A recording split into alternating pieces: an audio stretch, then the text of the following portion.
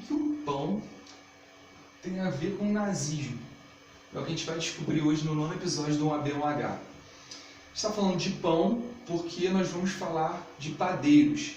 Padeiros especificamente na Ucrânia e temporalmente em 1941, durante a Segunda Guerra Mundial, onde ocorreu a ocupação nazista na cidade de Kiev, que hoje fica na Ucrânia e na época a União Soviética. Bom, a União Soviética ela tinha um campeonato de futebol nacional e ele foi suspenso por conta da Segunda Guerra.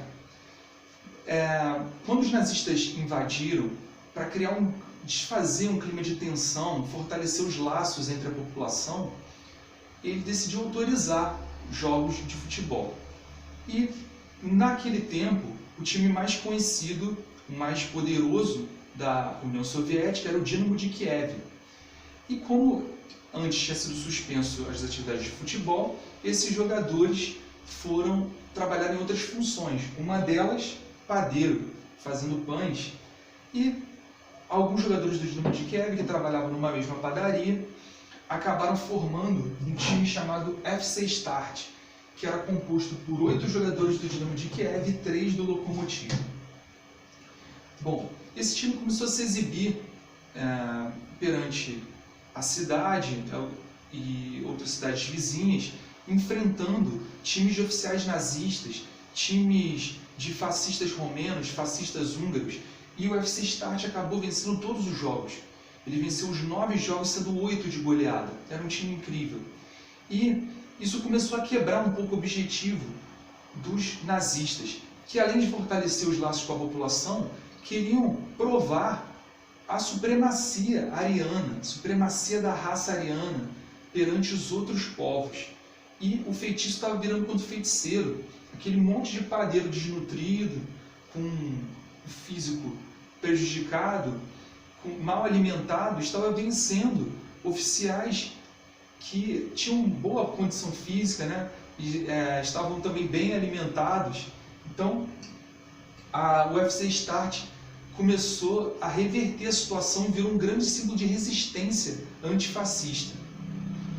Bom, o último jogo do UFC Start foi contra esse time aqui, ó, a Flakelf. Flakelf era um time da Luftwaffe, que é a Força Aérea Alemã, a aeronáutica nazista. E o UFC Start venceu por 5-1, goleou, o time não deu chances. Marcaram uma revanche que foi conhecida como o Jogo da Morte. É o que vocês conseguem ver aqui nessa imagem, de preto a equipe da Flakelf, da aeronáutica nazista, e de branco o time do UFC Start. Aqui vocês podem ver o time da Flakelf fazendo a saudação nazista do Heil Hitler, né? A saudação ao Führer, ao líder Adolf Hitler do regime nazista. E aqui ao lado o UFC Start tinha sido recomendado a fazer o mesmo. E eles recusaram e gritaram Fitneskultur e Urra, que significava cultura física e vida longa ao esporte, já sendo o primeiro gesto de rebeldia antes de começar o jogo. Quando começou o jogo, o árbitro da partida era um oficial da SS, né, da polícia nazista. E ele estava sendo extremamente desonesto com o UFC Start. Ele estava marcando todas as faltas para a equipe da Flakelf e as faltas que tinham que ser dadas para o UFC Start não estavam sendo marcadas.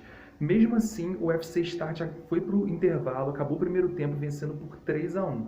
E no vestiário, os jogadores receberam ameaças, né? Recomendaram que eles entregassem o jogo, porque senão eles poderiam ser torturados, poderiam ser mortos. E eles voltaram para o campo e fizeram mais 2 gols, sendo que o último foi do zagueiro Alexei Klimenko, em que ele partiu do meio campo, driblou praticamente a metade do time da Flakelf, driblou o goleiro e parou a bola em cima da linha do gol, chutou a bola para o meio de campo. Esse foi o motivo para o estádio ir abaixo, foi um símbolo de humilhação aos nazistas, porque ele se recusou a fazer um gol como se demonstrasse, né, que o jogo estava extremamente fácil, que a hora que eles quisessem, eles iriam ganhar o jogo. Depois desse ato humilhante, o árbitro encerrou a partida antes dos 90 minutos e a UFC Start venceu por 5-3. Após o jogo, um jogador da UFC Start foi morto e outros 3 foram enviados para campos de concentração. Então esse foi conhecido como jogo da morte, jogadores que se recusaram a perder para mostrar que sempre existirá uma resistência antifascista, resistência a qualquer regime que não apoie as minorias e que se sinta superior, que se mostre de forma autoritária contra outros povos. Valeu, galera. Grande abraço.